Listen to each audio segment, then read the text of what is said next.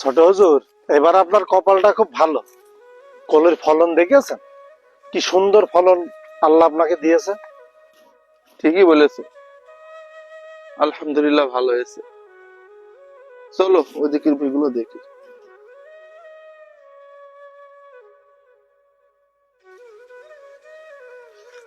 কিরে, কাজের কি অবস্থা? ঠিক মতন কাজ কাম করছিস তো? জি নায়েব সাহেব, চারিপাশের আইল কেটে আমি সব পরিষ্কার করে ফেলেছি। আজকের মতো আমার কাজ শেষ। এই নে তোর আজকের দিনের হাজিরা। আগামীকাল সকাল সকাল চলে আসবি। জি জি নায়েব সাহেব। সামান্য 100 টাকা পেয়ে লোকটা এত খুশি থাকে? এই মানুষটার তো কিচ্ছু নেই, তারপরও এত আনন্দ এর কোথা থেকে আসে? ছোট হুজুর, এবারের সরিষাটাও খুব সুন্দর হয়েছে। তো আপনার সবসময় এরা মন মরা কেন? এত বিষয় সম্পত্তি সবই তো আপনার। আপনার যা আছে তাই মানুষ স্বপ্ন দেখে, আর এত কিছু থাকার পরও আপনার মনে কোনো হাসি খুশি নেই। তুমি তো আমার কাছের লোক, তোমার কাছে সব কথা বলা যায়। এই যে আমার এত জায়গা সম্পত্তি, এত ফসল, এত টাকা, তারপরও আমার মনের ভিতরে কোনো শান্তি নেই। দেখো আমাদের মাঠে কাজ করে ওই কৃষক, টাকা পয়সা সম্পত্তি কিচ্ছু নেই, তাও তার মনে কত সুখ শান্তি। আর আমার ভিতরে কোনো সুখ শান্তি নেই, কোনো আনন্দ নেই। আমি তো জানি অর্থই সকল সুখের মূল, তাহলে আমার এত অর্থ থাকা সত্ত্বেও আমি কেন সুখী নই? না, এত চেষ্টার পরও তো ঘুম আসছে না। যাই, একটু আনোয়ার ভাইয়ের কাছে যাই।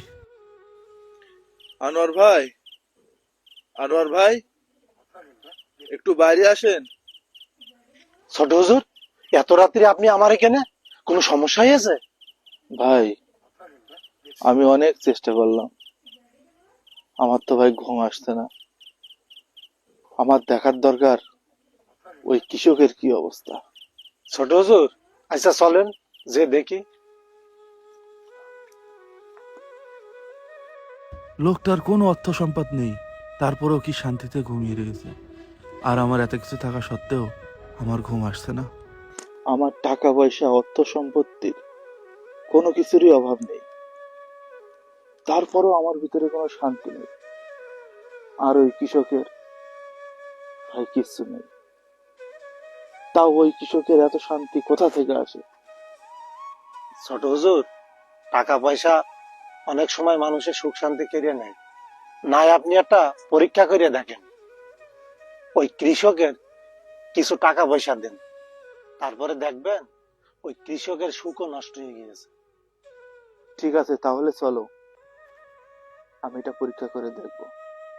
ঠিক আছে ছোট হুজুর।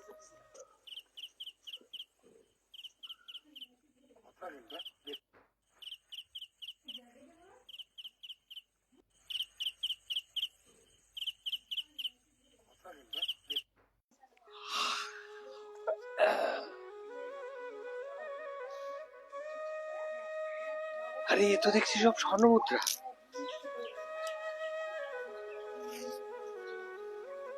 আব্বা চলো আমরা খেলা খেলি। এই, আমার ভালো লাগছে না, যা। আমি আর খেলাধুলা করবো না আজকে, যা সর। আরে, এই লোকটা কাজ কাম বাদ দিয়ে এক এক সময় এক এক জায়গায় বসে থাকছে, তাহলে কি আনোয়ার ভাই ঠিকই বলেছে? এই টাকাগুলো দিয়ে এখন আমি কি করব? আগে বাড়ি করব? না না না না, বাড়ি না, ব্যবসা করে এটা ডবল বানাতে হবে। তোর ব্যবসায় যদি লস হয়ে যায়?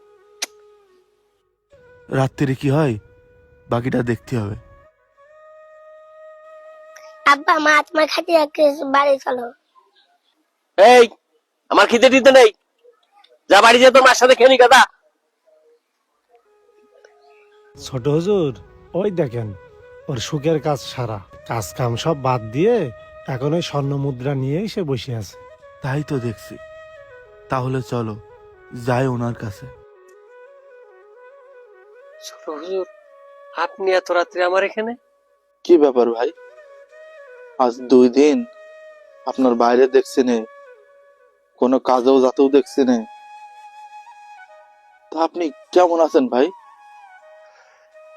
ছোট হুজুর, আমি দুদিন আগে তো খুব ভালোই ছিলাম, কিন্তু হঠাৎ করে এই যে এই বাড়ির সামনে এই স্বর্ণমুদ্রাগুলো পাওয়ার পরে আমার সুখ শান্তি যেন সব নষ্ট হয়ে গেছে। কি আপনারও সুখ শান্তি নষ্ট হয়ে গিয়েছে? জি হুজুর। আনোয়ার ভাই বলেছিল যে টাকা পয়সা অর্থ সম্পত্তির কারণে নাকি মানুষের সুখ শান্তি নষ্ট হয়। এটা পরীক্ষা করার জন্যই আপনার বাসার সামনে এই স্বর্ণ মুদ্রাগুলো আমি রেখে গেছিলাম। হুজুর, এই স্বর্ণমুদ্রা তাহলে আপনি রেখে গেছেন? হুজুর, হুজুর, আমি আমার আগের আগের সুখ শান্তি ফিরে পেতে চাই হুজুর। হুজুর, আপনি আপনার স্বর্ণ মুদ্রাগুলো ফেরত দিন হুজুর, ফেরত দিন। এটাই সত্য, টাকা পয়সায় মানুষকে সুখ দিতে পারে না। সুখ শান্তি একেবারেই আলাদা জিনিস, যা আল্লাহ তাআলার পক্ষ থেকে এসে থাকে। ভিডিওটি ভালো লাগলে অবশ্যই বেশি বেশি শেয়ার করবেন।